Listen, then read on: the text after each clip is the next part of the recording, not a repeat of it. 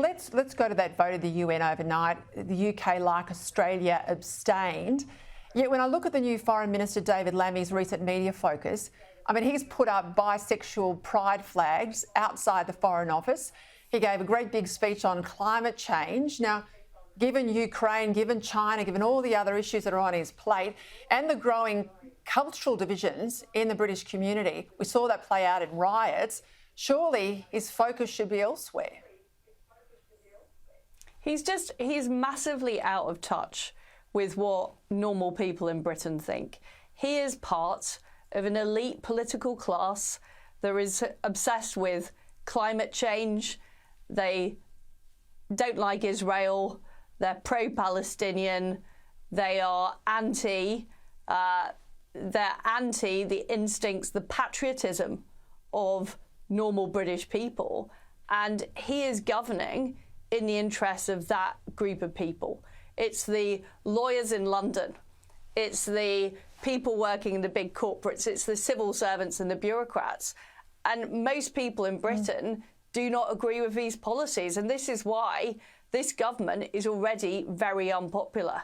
You know, Keir Starmer's ratings have plummeted because they're seen as hypocrites, but they're also seen as representing a very narrow group of people who live in the big cities, who work for the public sector.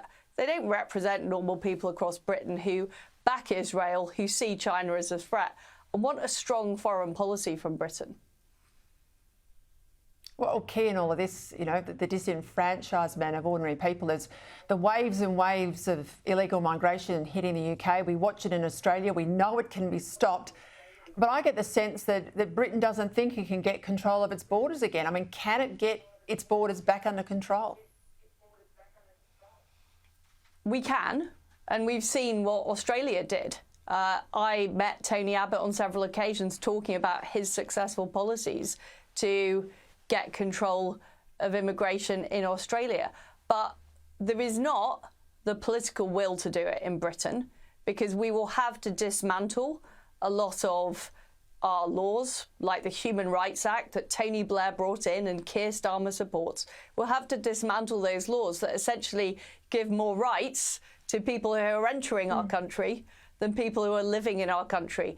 And the problem is that the political class do not want to acknowledge how bad things are. And ordinary people across Britain see how bad things are. They can see that we don't have control of the boats. They can see that the borders in Britain are porous.